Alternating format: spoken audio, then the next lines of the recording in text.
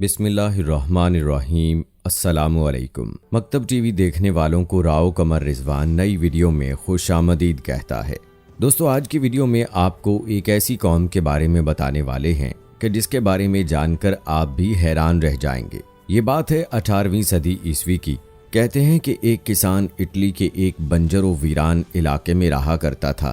یہاں پانی ایک بڑی نعمت کا درجہ رکھتا تھا۔ ایک دن اس کسان نے بنجر زمین میں کنواں کھودنے کی ٹھانی۔ کسان کی طویل مشقت کے بعد کھودے گئے اس کنویں سے پانی تو نہ نکلا، لیکن کچھ ایسا برآمد ہوا جس کی تلاش صدیوں سے جاری تھی۔ ایک گمشدہ شہر اپنے دور کی شاندار بستیوں میں سے ایک کہا جاتا ہے کہ اس شہر کی تلاش ماہرین کو 2000 سالوں سے تھی۔ یہ شہر جس قدر حیرت انگیز ہے، اسی طرح اس کی کہانی بھی نہایت حیران کر دینے والی ہے۔ یہ شہر تھا پومپئی۔ اس شہر کی مکمل کہانی آپ کو بتائیں گے، لہٰذا ویڈیو کو آخر تک ضرور دیکھیے گا۔ ویڈیو میں آگے بڑھنے سے پہلے آپ سے گزارش ہے کہ اگر آپ نے ابھی تک ہمارا چینل مکتب ٹی وی سبسکرائب نہیں کیا ہے تو ابھی سبسکرائب کر لیں، ساتھ میں بیل آئیکن کو پریس کر دیں تاکہ آنے والی تمام ویڈیوز کا نوٹیفیکیشن آپ کو بر وقت ملتا رہے۔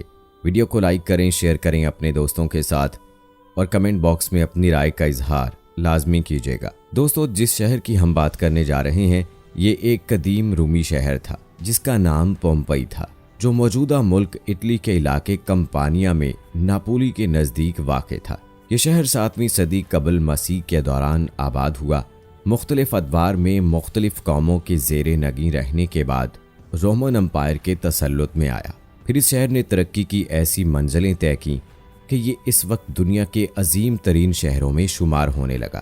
پانی کے تالاب، کلب، بیکریاں، کشادہ سڑکیں، واٹر سپلائی کی اسکیم، لائبریری، کمیونٹی سینٹر، ہسپتال، گھوڑے باندھنے کے جدید استبل، 2 منزلہ مکانات اور مکانوں کے پیچھے چھوٹے چھوٹے لان اور ان میں نصب فواروں نے اس شہر کو جنت بنا دیا تھا۔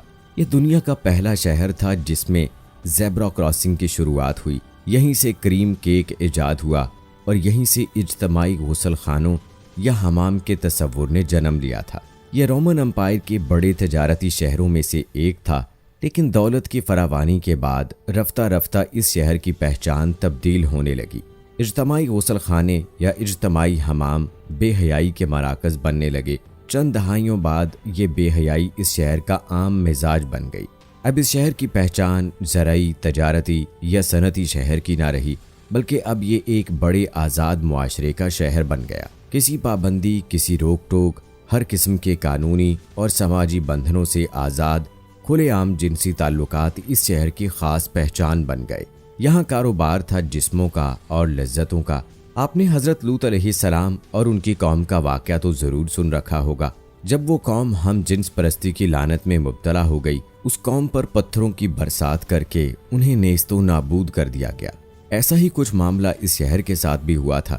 یہ شہر جنسی سرگرمیوں اور غیر اخلاقی حرکتوں میں کہیں آگے نکل چکا تھا۔ یہاں عورتیں عورتوں سے، مرد مردوں سے، یہاں تک کہ جانوروں کے ساتھ بھی جنسی تعلقات بنانا عام ہو گیا تھا۔ جسم فروشی اس شہر کا بنیادی پیشہ اور معیشت کا اہم ستون بن چکا تھا۔ صرف عورتیں ہی نہیں بلکہ کئی تندرست مرد بھی اس کام میں پیش تھے۔ غلاموں کے ساتھ ساتھ عام شہریوں کی ایک بڑی تعداد اس پیشے سے وابستہ تھی۔ کہتے ہیں عوام کے ساتھ ساتھ شہر کے اشرافیہ یعنی کہ اس کے امراء، افسران اور اکثر وزراء یا تو اپنے اپنے قبا خانوں کے مالک تھے یا پھر جسم فروش غلاموں کی تجارت میں ملوث۔ جو بھی جسم فروشی اور گناہوں میں زیادہ مبتلا ہوتا وہ اس شہر میں اتنا ہی زیادہ اہمیت کا حقدار ہو جاتا۔ بڑے بڑے رومن افسروں کی بیگمات آزادانہ تعلقات میں پڑی ہوئی تھیں۔ اس پر شرم تو درکنار، الٹا فخر کیا جاتا۔ اس شہر کے کھنڈرات سے ملنے والی تصاویر اس قدر بےہودہ اور فاحش ہیں کہ لوگ انہیں دیکھ کر کانوں کو ہاتھ لگا لیتے ہیں۔ پومپئی کی دیواروں پر لکھی غیر اخلاقی اور غیر فطری شاعری کی مثال ماضی و مستقبل میں کہیں نہیں ملتی۔ ماہرین کی ترجمہ کی گئی عبارتوں کے مطابق دیواروں پر کندہ تحریریں دراصل اس قوم کی چند شاعروں کی شاعری ہے جو انہوں نے فطرت کے اصولوں کے خلاف عمل کے حق میں کی تھی۔ دیواروں پر تحریر دیگر فقرے بھی انتہائی شرمناک اور انسانیت سوز تھے، جن سے پومپئی کے باسیوں کے اخلاقی گراوٹ اور جنسی رجحان کی منفیت کا اندازہ ہوتا ہے۔ غرض یہ آزاد جنسی تعلقات کے ساتھ ساتھ مردوں اور عورتوں کے ہم جنس پرستی کی بدفعلیوں میں حیوانیت کی حدود سے بھی گزر چکے تھے۔ ایک آتش فشاں پہاڑ یعنی ماؤنٹ ویسویس کے دہانے پر واقع ہونے کے باوجود یہ شہر ہر قسم کے خطروں سے بے نیاز اپنی رنگ رلیوں میں مصروف تھا۔ 79ویں صدی عیسوی میں ایک قصبے کے قریب واقع آتش فشاں پہاڑ سے لاوا پھوٹ پڑا۔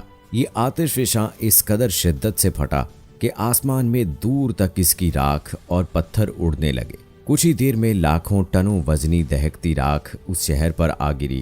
اس شہر کے 20,000 افراد موقع پر ہی ہلاک ہو گئے۔ 3 دن تک یہ آتش فشاں آگ اور لاوا اگلتا رہا اور اس شہر کو صفحہ ہستی سے مٹا دیا گیا۔ اس دور کا انتہائی ترقی یافتہ شہر یہ 4 سے 6 میٹر 31 سے 20 فٹ راکھ کے نیچے دب گیا۔ لاوے کے ٹھنڈا ہونے کے بعد اس مقام کی تلاش تک ناممکن ہو گئی کہ جہاں یہ شہر آباد تھا کئی صدیوں تک یہ علاقہ صرف اور صرف راکھ کا ایک ڈھیر تھا۔ 1748 عیسوی میں ایک دن یہ شہر حادثاتی طور پر دریافت ہو گیا۔